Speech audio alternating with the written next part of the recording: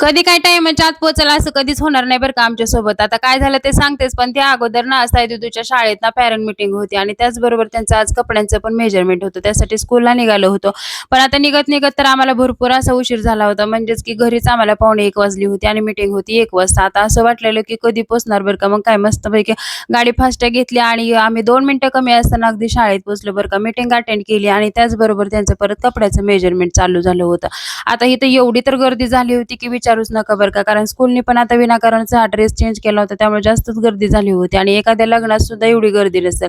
एवढी तर गर्दी ह्या हॉलमध्ये झाली होती बरं का. आता तिथून सगळं झालं आणि त्यानंतर ना मग आम्ही इकडे निघालो होतो. आता इकडनं आलो आणि आम्ही इकडं ना दवाखान्यात गेले होते. आता तुम्ही तर बऱ्याच दिवस झालं तुम्ही माझ्या मानेच्या मणक्याचा आजार बघताच आहे बरं का. तो जरा जास्तच वाढत चाललाय. त्यासाठीच परत अजून काल दवाखान्यात गेले होते. माझा इथला दवाखाना झाला, गोळ्या औषधं दिली आणि त्यानंतर त्यांनी मला आता डोळ्याचं चेकअप करायला पाठवलं होतं बरं का.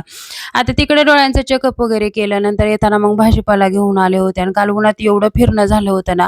मग नंतर थंड असा छान असा मँगो ज्यूस घेतला आणि त्यानंतर ना मग संध्याकाळच्या वेळेस आमच्या शेजारच्या काकू आल्या होत्या बरं का. आता त्यांचा मुलगा पोलीस झाला त्यासाठीच पेढे घेऊन आले होते आणि नंतर दादा वहिनी पण आले होते. आता ते काही जेवायला थांबणार नव्हते कारण ते मम्मीकडे जेवायला जाणार होते. मग त्यांना बाय बाय केलं आणि छान अशी मग संध्याकाळी आईस्क्रीम खाल्ली होती. चला तर मग बाय.